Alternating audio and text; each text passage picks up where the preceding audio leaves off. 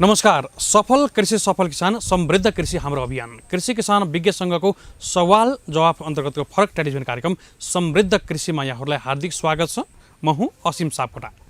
हामी कार्यक्रम समृद्ध कृषिमा कृषि क्षेत्र अथवा कृषि क्षेत्रका हरेक विधाहरूलाई उत्तिकै महत्त्व दिने गरेका छौँ। हामीले यहाँहरूका समस्या जिज्ञासा गुनासा र अन्योलहरूलाई पनि सँगसँगै उठान गर्दै समाधानको लागि प्रयास गर्ने गर्दछौँ। हामी सम्बन्धित विज्ञ र सम्बन्धित निकायबाट समाधानको लागि प्रयास र पैरवी गर्ने काममा पनि कटिबद्ध भएर लागेका छौँ। आज चाहिँ हामी कार्यक्रम समृद्ध कृषि तयार गर्नको लागि यति बेला ललितपुरको जुन दक्षिणी भेग लेलेमा आइपुगेका छौँ। यति बेला हामीले एउटा फार्म देखिराखेका छौँ जहाँ जैविक पद्धतिबाट कृषि गरिएको छ, अर्थात् अर्गानिक तवरबाट कृषि गरिएको छ र जहाँ विषादीको प्रयोग रसायनको प्रयोग हुँदैन र हामीले यो फार्ममा बसेर यो कार्यक्रम उत्पादन गर्दै गर्दा फार्मका सञ्चालकले भनेका कुराहरू सुन्दै गर्दा पनि पक्कै पनि जैविक खेती सम्भव छ, अर्गानिक कृषि सम्भव छ भन्ने खालको हामी सबैलाई भान हुनेछ यो महसुस हामीले गरेका छौँ। र पछाडि ब्याकग्राउन्डमा देख्न सकिन्छ मजाले लोकल स्थानीय जातका कुखुराहरू, त्यसरी कडकनाथ जुन कालो कुखुराको नामले परिचित रहेको छ कडकनाथ लगायतका पंक्षीहरू पनि पालिएको छ र ब्याकग्राउन्डमा हामीले गोलभेडा काँक्रो लगायतका तरकारीहरू पनि उत्पादन भइराखेको दृश्य पनि हामी देखिराखेका छौँ, निहालिराखेका छौँ। सँगसँगै फार्मका सञ्चालक रामकृष्ण श्रेष्ठ मेरो अगाडि हुनुहुन्छ। हामी उहाँसँग विशेष कुराकानी गर्दैछौँ र हामी उहाँसँग अब कुराकानीतर्फ अगाडि बढ्न चाहन्छौँ। रामकृष्णजी नमस्कार, यहाँलाई स्वागत छ। नमस्कार, हजुरलाई पनि। आराम हुनुहुन्छ? एकदम आराम। केमा व्यस्त हुनुहुन्थ्यो? अहिले त हामी फार्ममै आइपुगेका छौँ। फार्ममा काम त गरिराख्नु भएको थियो, के गर्दै हुनुहुन्छ अहिले विशेष गरेर हामीले चाहिँ अब अर्ग्यानिक तरकारीहरू उत्पादन गरिरहेछौँ। यो चाहिँ हामीले विगत 7 वर्षदेखि चाहिँ गरेको। अब अहिले आएर चाहिँ यो तरकारीको साथसाथै हामीले कुखुरालाई पनि अर्ग्यानिक रूपमा गर्नुपर्ने आवश्यकता महसुस गऱ्यौँ। किनभने अब बजारमा हामीले पुर्याउने भनेको पछिल्लो सेकेन्ड स्टेपमा हो, त्योभन्दा अगाडि त स्वयंलाई पनि त चाहियो नि, हैन? उत्पादन आफूलाई पनि त गर्नु पर्यो नि भन्ने। हजुर।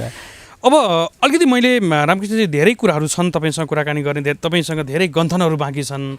यद्यपि मैले सुरुवातमा चाहिँ अर्गानिक कृषिको अलिकति ग्ल्यामर बजारमा देखिन्छ। अर्गानिक अर्गानिक अर्गानिक भन्ने शब्द चाहिँ धेरैको मुखमा बसेको छ, शब्द पनि आफैमा मिठास पनि छ। यद्यपि अर्गानिक चिज चाहिँ के हो, कस्तो छ, कुन मापदण्डको छ भन्ने खालको अलिकति बजारमा अन्यल चाहिँ छ। यद्यपि अर्गानिक तवरबाट उत्पादन गर्न सकिन्छ भनेर यहाँले उत्पादन गर्नुभएको छ र अन्य नजिकका व्यक्तिहरूलाई जुन लेले क्षेत्रमा हामी बस्दै गर्दा चाहिँ अन्यहरूलाई पनि एउटा प्रेरित गर्ने काम गर्नुभएको छ है। अहिले विषादीको प्रयोग कति पनि गरेको छैन, रसायनको प्रयोग हुँदैन भनेर पनि यहाँले भन्नुभएको छ। मैले अगाडि पृष्ठभूमिमा भने अलिकति यो अहिले उत्पादन भएको चिज र जैविक पद्धतिबाट पनि खेती गर्न सकिन्छ र उत्पादन राम्रो गर्न सकिन्छ भन्ने खालको यो उदाहरण तपाईँले काम गरेको आधारमा चाहिँ, अनुभवको आधारमा चाहिँ कसरी सम्भव भयो र उत्पादन कस्तो भइरहेको छ, उत्पादन थोरै हुन्छ भन्ने अलिकति बजारमा यो अन्यल पनि छ, यसलाई सार दिनुहोस् न यति बेला।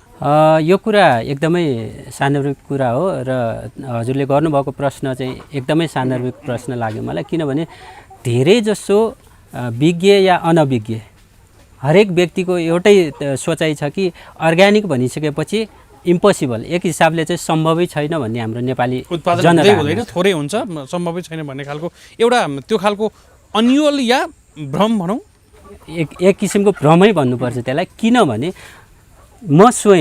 म कृषक हुँ र मैले गरेको जुन सुरुवातीमा हो, एउटा कुरा चाहिँ यति सही हो कि तपाईँको सुरुवातको दिनहरूमा चाहिँ अलिकति पहिलो स्टेपमा अलिकति कम हो कि जस्तो हामीलाई महसुस हुन्छ।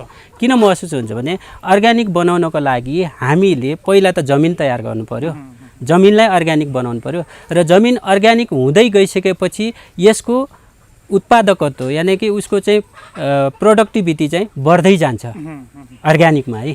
तर ठिक उल्टो चाहिँ रासायनिकमा चाहिँ तपाईँको घट्दै जान्छ।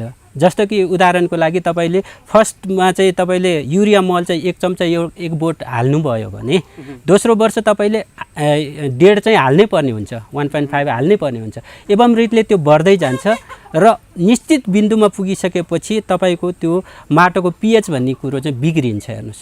अनि बिग्रिसकेपछि त्यहाँबाट उत्पादन भनेको ह्रास हुँदै हुँदै गएर त्यो 0 भनौँ या माइनसमा पनि जान सक्छ है।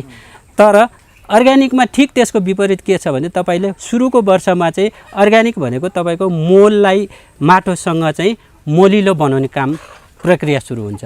त्यसपछि बिस्तारै माटो मलिलो भइसकेपछि अनि उसको उत्पादन बढ्दै जाने हो। यसको लागि कम्तीमा चाहिँ 2 वर्षदेखि 3 वर्ष लिएको मेरो अनुभव छ र 3 वर्षपछि चाहिँ यो चाहिँ उत्पादन यति बढ्दै गयो कि रासायनिकले अहिले मेरो खेतीलाई भ्याउँदैन, म यति चाहिँ ग्यारेन्टीका साथ भन्छु। यहाँले भन्दै गर्दा अप्सन छन्, धेरै विकल्पहरू छन्। यसमा जैविक पद्धतिबाट पनि मजाले उत्पादन गर्न सकिन्छ भन्ने यहाँको एउटा अनुभव पनि भयो र उत्पादन गरेर देखाइराख्नु भएको छ। तपाईँले त बोलेको त होइन, कामै गर्नु भएको छ, फिल्डमा हामी देखिराखेका छौँ। अलिकति यो अरू विकल्पहरू के खोज्नुभयो त? जस्तो एउटा प्राङ्गारिक मल, कम्पोस्ट मल चाहिँ व्यवस्थापन गर्नुभयो होला सुरुवाती पेजमा। अरू विकल्पहरू के छन् त? यो पनि सार दिनुहोस् न। धेरै किसानहरूलाई जसले अर्ग्यानिक तर्फबाट उत्पादन गर्न चाहनुहुन्छ उहाँहरूलाई काम लाग्छ। अब यसमा चाहिँ हामीले आफ्नो पहलमा चाहिँ यो तपाईँको चाहिँ के अरे भर्मी कम्पोस्ट भन्छ, जुन गणेउलाबाट बन्ने मल, त्यो चाहिँ 100% तपाईँको गेडा मलको जस्तै काम गर्छ हैन। त्यसमा म्याक्सिमम युरियाले भन्दा चाहिँ युरियाले चाहिँ तपाईँको बोटलाई चाहिँ उत्पादन गर्ने काम गर्छ भने चाहिँ त्यो भर्मी कम्पोस्ट राखिसकेपछि गेडा मलको काम गर्छ। अब कृषकहरूलाई धेरैलाई चाहिँ गेडा मल भनेपछि सजिलो, युरिया भनेपछि सजिलो, तर भर्मी कम्पोस्ट अलिकति जटिल प्रक्रिया भएको हुनाले कृषकहरूले चाहिँ त्यसलाई प्रयोग गर्न गाह्रो मान्नुहुन्छ। तर त्यसलाई प्रयोग गर्न सक्नुभयो भने तपाईँले आफ्नो कृषि क्षेत्र अथवा आफ्नो कृषि भूमिलाई चाहिँ अर्को पुस्तालेसम्म चाहिँ सुरक्षित बनाउनु भयो। यो पुस्तामा त कमाउनु नै भयो, अर्को पुस्तामा पनि तपाईँले चाहिँ त्यही खेतीबाट चाहिँ अझ बढी प्रोडक्सन चाहिँ लिन सक्ने हुन्छ।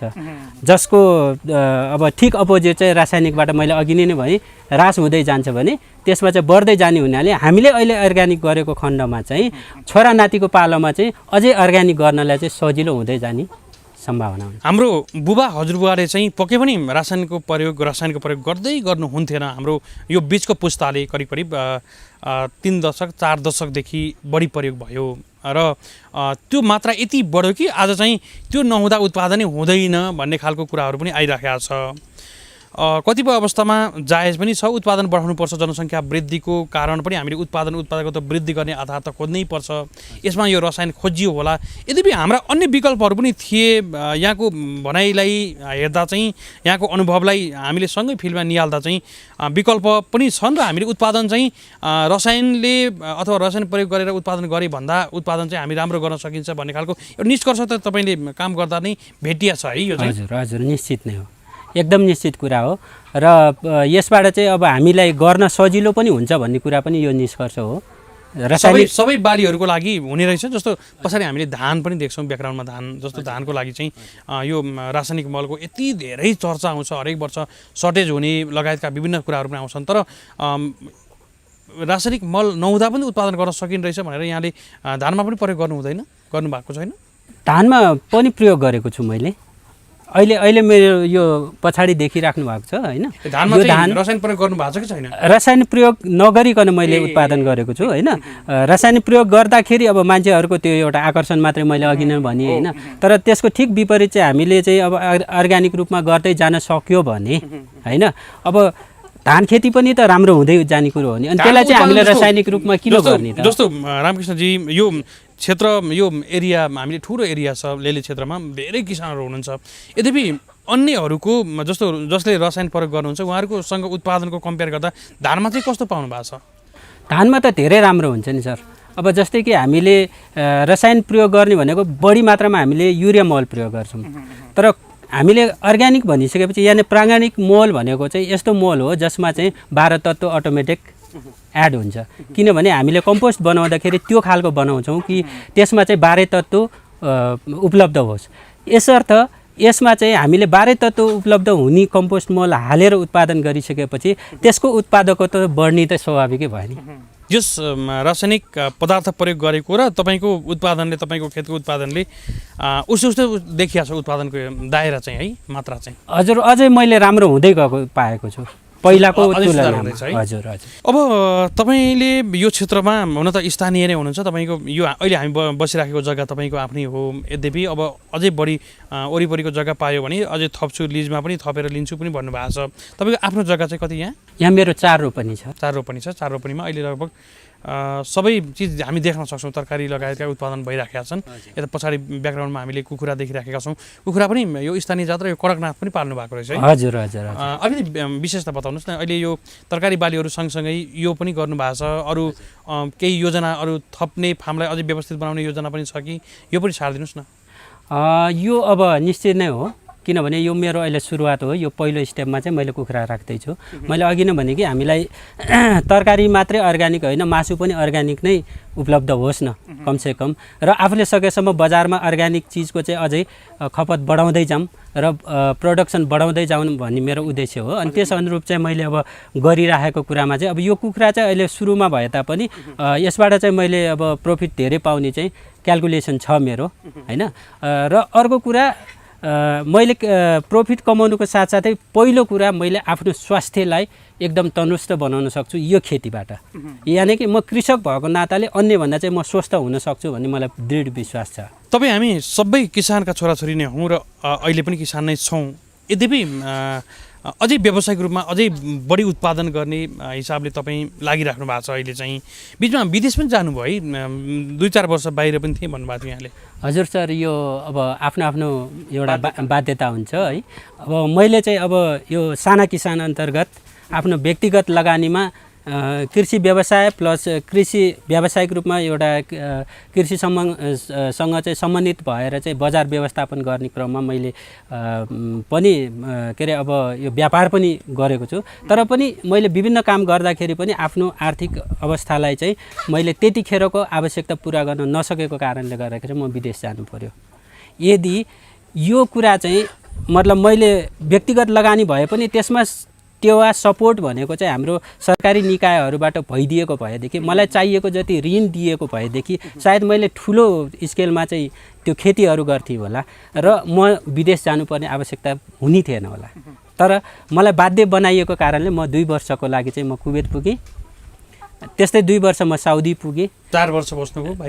त्यसरी बसेँ र अन्तिममा फर्किसक्दाखेरि पनि मेरो एउटा उद्देश्य चाहिँ मैले पुरा गर्ने अठोट राखेर, अथवा मेरो पहिलाको उद्देश्य भनेको मैले छोड्नु हुँदैन, किनभने म आफू बाँच्नु छ विषादी रहित खाना खाएर र स्वस्थ भएर बाँच्नु छ। स्वस्थ भएर बाँच्नुको अर्थ हाम्रो अब हजुरबा जिजुबाजीहरू चाहिँ 80-90 वर्ष त कम्तीमा बाँच्नुहुन्छ, तर हाम्रो अहिले औसत आयो भनेको 60मा झरिसक्यो होला सायद, मलाई जहाँसम्म लाग्छ हैन। भने यो रेसियो चाहिँ बढाउने जिम्मेवारी पनि त हामी आफ्नो कर्तव्य पनि हो नि त। व्यक्तिगत एउटा सोच पनि त हुनु पर्यो नि कि हामी अर्ग्यानिक चिजहरू खाउँ। अब अर्ग्यानिक चिजहरू खाँदाखेरि स्वत अलिकति बजार भाउमा चाहिँ महँगो पर्न जान सक्छ वैदेशिक हिसाबमा, तर हाम्रो देशमा त त्यो पनि छैन। अर्ग्यानिक तपाईँले चाहिँ रासायनिककै मूल्यमा पाउनु भएको छ, किनभने बजार व्यवस्थापन छैन अहिलेसम्म। र बजार व्यवस्थापन भएको खण्डमा अर्ग्यानिकको अलिकति मूल्य बढी चुकाउनु पर्ला। तर पनि हामीले आफ्नो स्वास्थ्यको लागि त्यो मूल्य बढी चुकाएर के बेफाइदा हुन्छ हामीलाई? अथवा भनौँ हामीले रासायनिक चिजहरू चाहिँ दैनिक प्रयोग गर्दाखेरि हाम्रो भित्री पार्ट पूर्जाहरू मुटु कलेजो फोक्सोदेखि लिएर रगतसम्म पनि बिग्रिन सक्छ जुन पेस्टिसाइड्स खानाले। नन पेस्टिसाइड खाना खाने बित्तिकै हामी चाहिँ स्वस्थ हुन्छौँ भने हामीले हस्पिटललाई बुझाउने पैसा आफै खान पायौँ नि त। किन हामीले चाहिँ हामी हस्पिटललाई जति स्वस्थ हुन्छौँ त्यो पनि एउटा ठुलो लगानी हो, आफ्नो शरीरलाई स्वास्थ्यलाई पनि लगानी गरौँ भन्ने खालको तपाईँको निष्कर्ष निकै एकदमै मार्मिक पनि छ, किनकि हामी सबैले मनन गर्नुपर्ने कुरा पनि हो। अब अलिकति बजारमा अन्यल देखिन्छ, किनकि कतिपय राम्रो गर्नेहरूलाई असर नपरोस्, मैले यो कार्यक्रमबाटै भन्न चाहन्छु। जस्तो अर्ग्यानिकको नाममा चाहिँ कतिपय अवस्थामा चाहिँ नन अर्ग्यानिक अथवा सबै खालका प्रोडक्टहरूलाई चाहिँ मिसमास गर्ने, अर्ग्यानिक लेख्ने, यो प्याकेजिङ ब्रान्डिङमा चाहिँ देख्दा राम्रो देखिने, त्यो खालको अलिकति उपभोक्तालाई झुक्याउने खालको अवस्थाले गर्दा पनि अलिकति अर्ग्यानिकप्रति मान्छेको चाहना हुँदाहुँदै, आकर्षण हुँदाहुँदै उपभोक्ताले बढी मूल्य तिरेको अवस्था अथवा चाहिँ बढी मूल्य तिर्ने अवस्था हुँदाहुँदै पनि अलिकति यो केही अन्यल हुने के सामानमा मिसमास हुने कृषि उपजहरूमा चाहिँ भने जस्तो एउटा विश्वास गर्न लायक नहुने कारणले गर्दा अलिकति बजारमा अन्यल देखिन्छ, गन्जामल देखिन्छ है। यसले गर्दा अलिकति असर त पर्या होला। तपाईँको त अहिले उत्पादन भइराखेको छ, यहीँ फार्मबाट बिक्री पनि भएको छ, अलिक बढी उत्पादन भयो भने बजारमा पनि पठाउनु पर्ला, अथवा के छ यो बजारीकरण कसरी गर्नु भएको छ? यो अहिले हामीले चाहिँ अब स्थानीय रूपमा मैले अघि नै भने हाम्रो एउटा चाहिँ समूह छ, अर्ग्यानिक समूह छ, अनि त्यो समूह मार्फत हामीले एउटा बजार व्यवस्थापन आफै गरेका छौँ, जसमा चाहिँ हाम्रो ग्राहकहरू आफ्नै छुट्टै किसिमका छन्, जो चाहिँ हाम्रो सामान भनिसकेपछि यो अर्ग्यानिक नै हो र यसले ल्याएको खानेकुरा खाँदाखेरि हामीले विषादी रहित खाना खाएका छौँ भनेर ढुक्क हुनुहुन्छ। उहाँ ग्राहकहरूले हाम्रै प्रोडक्सनलाई चाहिँ बढी माग गर्नुहुन्छ, पाएसम्म हाम्रै नै किन्नुहुन्छ। त्यसकारण हाम्रो त्यो एउटा सानो प्रयास हो र जारी नै छ, र त्यसबाट चाहिँ अब हामीले चाहिँ अब बजार व्यवस्थापनलाई अझ विस्तृत रूपमा लानको लागि यसमा चाहिँ हामीले सरकारी रूपमा पनि कुनै किसिमको चाहिँ सहयोग भयो अथवा चाहिँ कुनै त्यस्तै अब एउटा ल्याबशाला होस् जहाँ चाहिँ सर्टिफाइड गरियोस् र सर्टिफाइड गरिएको चिजलाई चाहिँ बजारमा चाहिँ हामीले बिक्री वितरण गर्दाखेरि हामीलाई पनि केही सहज हुन्छ र जनतामा पनि हजुरले भन्नुभयो जस्तो यो एउटा जुन शङ्कास्पद अवस्था छ त्यसको चाहिँ निर्मूल अथवा निराकरण हुन्थ्यो। कृषि क्षेत्रमा सङ्घर्ष गरिराख्नु भएको छ, एउटा अभियान स्वरूप काम पनि गर्नु भएको छ। अहिले अलिक व्यावसायिक रूपमा कृषिमा लाग्दै गर्दाको अनुभव सारिदिनुहोस् न, कस्तो अनुभव हुँदैछ? अझै तपाईँ त अर्ग्यानिक हुँदैन भनेर यो अन्यल भएको समयमा अर्ग्यानिक नै गर्छु भनेर लाग्नु भएको छ र राम्रो उत्पादन पनि गरिराख्नु भएको छ। यो सुरुवाती गर्दा र अहिलेको अवस्था कसरी अनुभव गर्दै हुनुहुन्छ? अनुभवलाई कसरी निखार्दै हुनुहुन्छ आफैले चाहिँ? अब यसमा चाहिँ मैले यो कुखुरा पालनलाई चाहिँ जोड्न चाहेँ। अब छन त हाम्रो यो तरकारी उत्पादनमा पनि मलाई चाहिँ अब यो अर्ग्यानिक खेती गर्नु भनेको अथवा अर्ग्यानिक भनेको हाम्रो नेपाली शुद्ध शब्द भनेको प्राङ्गाणिक हो। प्राङ्गाणिक गर्नु भनेको यो सम्भव छैन, जुन चाहिँ अब असम्भव भइसकेको कुरालाई गर्यो यो मान्छेले चाहिँ सफल काम चाहिँ गर्दैन है। एउटा हाँसोको विषयमा चाहिँ लिएको थियो भने यो नजिकका अन्य किसानहरूको हजुर हाम्रो किसान दाजुभाइहरूकै कुरा हो होइन।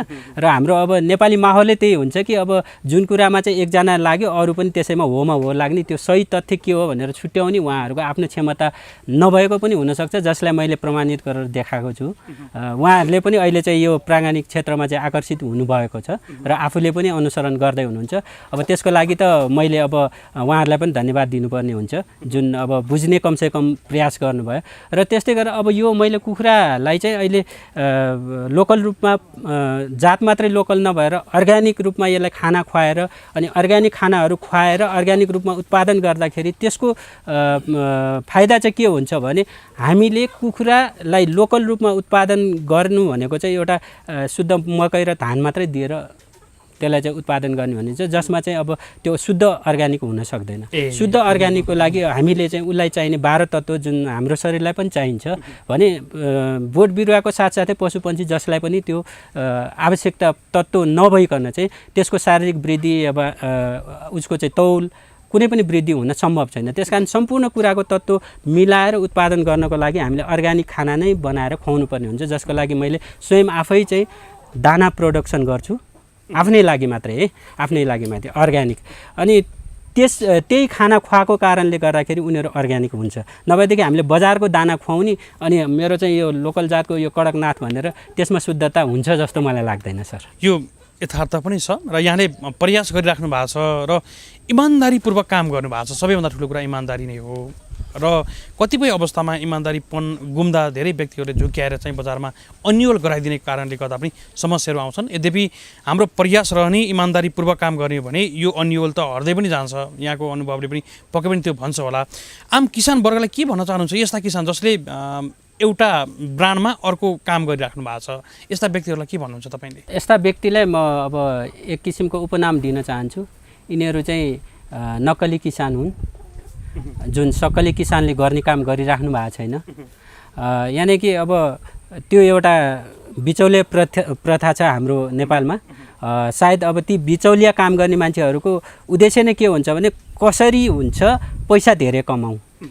त्यस कारणले गर्दाखेरि उहाँहरूले हामीसँग लोकल रूपमा उत्पादन भएको प्राङ्गाणिक केही चिज लानुहुन्छ, त्यसलाई सोको रूपमा राख्नुहुन्छ बजारमा र बेच्ने बेलामा चाहिँ उहाँले चाहिँ जुन पेस्टिसाइड युक्त अथवा जुन विषादीयुक्त खानाहरू चाहिँ तरकारीहरू चाहिँ उहाँहरूले आफ्नो लोगो राखेर चाहिँ बेच्नुहुन्छ, जसबाट चाहिँ अब ग्राहक मानव भनौँ कि हामी स्वयं पनि ठगिएका छौँ यसमा, किनभने हामी पनि त ग्राहक हौँ।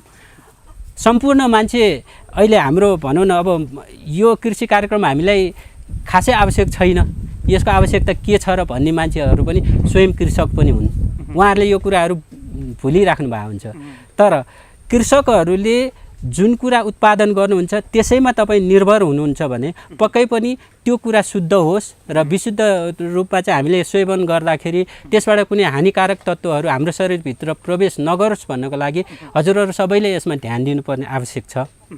र यसमा चाहिँ अब जुन नक्कली रूपमा चाहिँ यसरी बिक्री वितरण गरिएको छ भने उसको लोगो राखेर, मतलब प्राङ्गाणिक लोगो राखेर त्यसले विषादीयुक्त खाना तरकारीहरू बेचिराखेको छ भने त्यसको हामी स्वयंले पनि अनुसन्धान गरौँ या कमसेकम सूचित गरौँ, कुनै सम्बन्धित ठाउँमा सम्बन्धित निकायको ध्यान आकर्षण गरौँ, या अरू केही नसके पनि अहिले त फेसबुकको माहौल छ हैन, कमसेकम सामाजिक सञ्जालमा यो कुराहरूलाई चाहिँ सम्प्रेषण गर्थ्यौँ कि यसरी चाहिँ हामी चाहिँ ठगिएका छौँ, अथवा चाहिँ नक्कली जुन किसानहरूले चाहिँ अब यो अर्ग्यानिक भनेर चाहिँ नन अर्ग्यानिक चिजहरू बेचिराख्नु भएको छ त्यसमा चाहिँ सावधान हुनु होला भन्ने कारण यो, किनभने नागरिक एउटा कर्तव्य पनि हुन आउँछ। अब योजना के छ यहाँको? अब यसलाई अझै व्यवस्थित गराउने त भनिराख्नु भएको छ, बजारमा कसरी पुग्नु भएको छ अहिले? अलिकति हाम्रो कुराकानी सुनेर पनि अन्य किसानहरूलाई अथवा अन्य उपभोक्ताहरूलाई पनि एउटा चासो हुनसक्छ तपाईँप्रतिको, र तपाईँको एउटा आइडिया लिनको लागि पनि अन्य व्यक्तिहरूले पनि चासो लिनुहुन्छ पक्कै पनि, किनकि अर्ग्यानिक दिगो कृषि हो र दिगो कृषिको विकल्पहरू खोज्नुपर्छ भनेर पनि धेरैले खोज्ने पनि गर्नुहुन्छ होइन। अब जस्तो अझै फार्मलाई व्यवस्थित गराउने कुरा छ कि, अथवा बजारमा कसरी जाँदै हुनुहुन्छ? अलिकति हाम्रो छुट्टै ब्रान्ड पनि लान खोज्नु भएको छ कि के छ, बजारमा कसरी जाँदै हुनुहुन्छ? पक्कै पनि छुट्टै ब्रान्ड लिएर म जाने नै वालामा छु। त्यसैको यो मेरो चाहिँ अब सुरुवाती हो, अथवा चाहिँ मैले चाहिँ अब यो पहिलो स्टेपमा चाहिँ कदम चाल्दैछु। अब यसमा मैले एक किसिमको सिकाइ पनि हो, अब भनौँ जिन्दगी नै एउटा सिकाइ भन्छ नि, अब सिकाइ यो नौलो सिकाइ मेरो लागि चाहिँ। यद्यपि यो कृषि पेसा अथवा चाहिँ अब यो कुखुरा पालन या पशुपन्छी पालन भनेको चाहिँ यो पुर्खौँदेखि भए तापनि मेरो लागि चाहिँ नौलो किन भयो भने मैले अर्ग्यानिक रूपमा कसरी गर्न सकिन्छ त भन्ने विषयलाई चाहिँ मैले केन्द्रित भएर गरेको हुनाले यो मेरो लागि नौलो हो, र यसमा चाहिँ मैले प्रफिट धेरै नै देखेको छु, जसको कारणले नै मैले अब विदेश जाने अफरलाई चाहिँ छोडेर म यही पेसामा चाहिँ आबद्ध भइरहेको छु। र यसलाई अझै मैले परिमार्जन गर्दै र सकेसम्म मैले अहिले मेरो एरिया जति छ त्यो एरिया पुरैलाई चाहिँ मैले अर्ग्यानिक फार्मकै रूपमा चाहिँ परिणत गर्ने मेरो उद्देश्य छ। बजार त ठुलो छ, अब काठमाडौँ बजारको नजिकै छौँ हामी, रिङ रोडभन्दा अलिकति बाहिर भए पनि ललितपुर जिल्लाको दक्षिणी भेग हो, यो धेरै टाढा पनि होइन। अब उत्पादन धेरै भयो भने बजारलाई त समस्या छैन, यद्यपि आफ्नो छुट्टै खालको आउटलेट, छुट्टै खालको पसल राखेर चाहिँ अन्य उपभोक्तालाई सेवा दिने योजना छ यहाँको? अब त्यसको लागि चाहिँ अब हामीले एउटा समूह निर्माण गर्दैछौँ जो अर्ग्यानिक समूह हुन्छ, र त्यसमा बजार व्यवस्थापनको कुरा पनि पक्कै आउँछ। र अब सकिन्छ भने हामीले अब स्थानीय सरकारसँग पनि समन्वय गरेर एउटा हाम्रो लेलेमै एउटा अर्ग्यानिक तरकारी बेच्ने स्थल बनोस्, र जसमा चाहिँ प्रत्येक ग्राहकले चाहिँ यो अर्ग्यानिकै हो भनेर चाहिँ ढुक्कसँग किन्न सकोस्, र उहाँले चाहिँ यस अर्ग्यानिक चिज खाइसकेपछि हामीले फाइदा छ भन्ने कुरा पनि उहाँबाट बुझ्ने मौका पाउनुहुनेछ। अलिक बढी सङ्घर्ष त हुन्छ है कृषिमा, सङ्घर्ष त गरिराख्नु भएको छ, यद्यपि कहिलेकाहीँ नाफा होला, कहिले घाटा पनि होला, नाफा घाटाको कुरा त रहन्छ, यद्यपि व्यावसायिक रूपमा अगाडि बढेपछि यसलाई निरन्तर रूपमा अगाडि बढाउने कुरा पनि छ। पटक पटक हन्डर खाएर पनि फेरि त्यही बाटो उठेर हामी काम गर्नुपर्छ है, कृषिमा पनि यो समस्या आउँछ? यो त एकदमै सर, सधैँभरि आउँछ? एकदमै सधैँभरि भन्न मिल्दैन, किनभने जबसम्म हामी पोख्त हुँदैनौँ हैन, कुनै पनि विधामा हामीले पोख्त हुनको लागि केही कुरा गुमाउनै पर्छ, तब मात्रै पोख्त हुन्छ। भने मतलब अब हामीले साइकल चलायौँ भने एक दुईचोटि नलडिकन त हामीले साइकल हाँक्न सक्दैनौँ। त्यस्तै गरेर अब यो कृषि क्षेत्र पनि त्योभन्दा जोखिम चिज हो। जस्तै कि मैले अलिकति मात्रै मिस्टेक गरेको खण्डमा यो कुखुरा सबै मर्न नि सक्छ। मैले दिएको अब जस्तै कि मैले जुन अब जैविक विषादी बनाएर चाहिँ स्वयं बनाएर युज गर्ने हो, त्यसकारणले त्यसमा जोखिम त बढी नै छ। त्यसको लागि हामीले सबैभन्दा बढी चाहिँ पोख्त विशेषज्ञहरूसँग सल्लाह गरेर मात्रै त्यो जैविक विषादीहरू बनाएर उनीहरूलाई चाहिँ प्रयोग गर्नुपर्ने हुन्छ।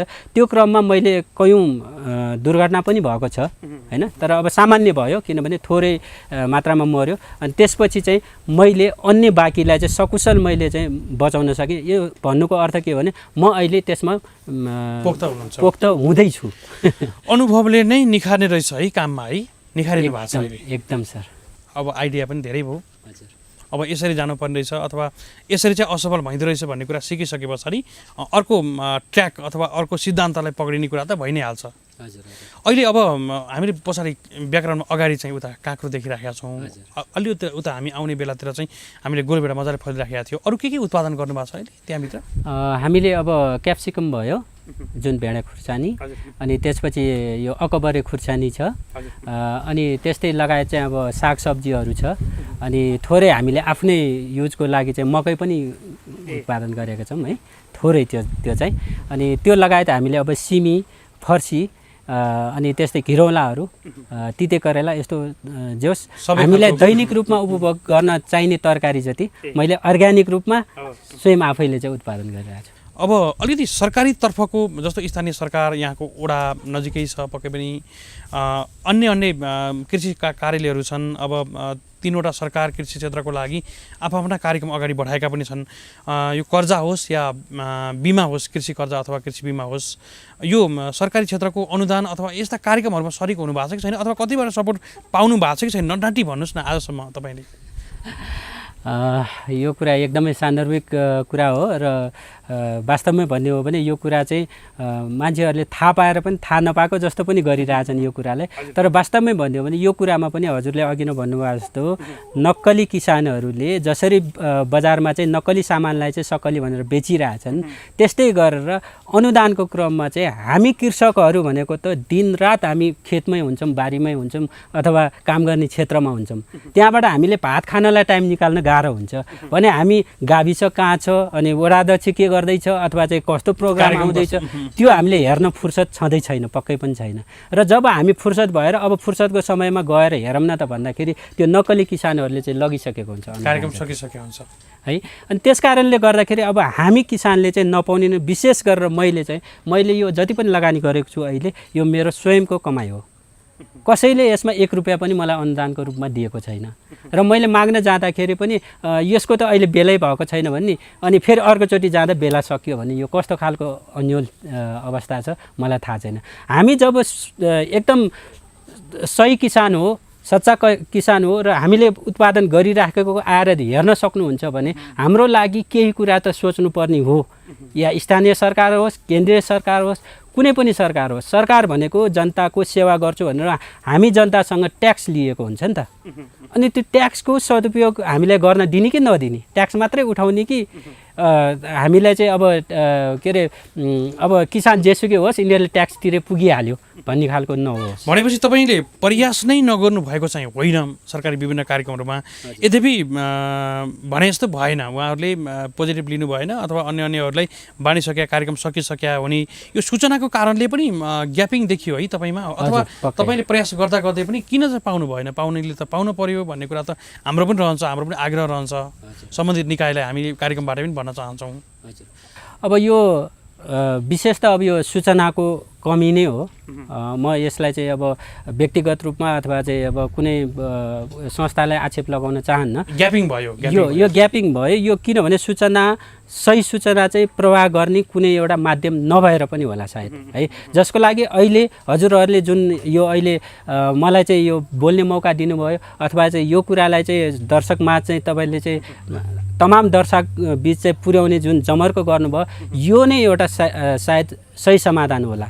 र यस्तै कार्यक्रमबाट यो सूचनाहरू चाहे अब स्थानीय सरकारको होस्, चाहे चाहिँ अब कृषि सम्बन्धी कुनै पनि क्षेत्रको होस्, यस्तै कुनै एउटा चाहिँ दैनिक कार्यक्रम होस् जसबाट चाहिँ आवश्यक सूचना प्रवाह गर्न सकियोस् र किसान स्वयंले चाहिँ त्यो सूचना चाहिँ पाओस् र बेलैमा चाहिँ उसले राहतको रकम होस् या चाहिँ अब अनुदानको रकम होस्, अनुदान ऋणै किन नहोस् हैन। जस्तै कि अब मेरो पनि इच्छा होला नि त, मैले अब यो यति थोरैमा गरिरहेको छु भने मैले 20 लाख रुपियाँ चाहिँ अनुदानै नभनौँ तपाईँको थोरै पर्सेन्टमा 2-3% पाउँछ भने त म पनि लिन चाहन्छु होला नि। म ठुलो प्रमोट गर्ने सोच राखेको मान्छेले।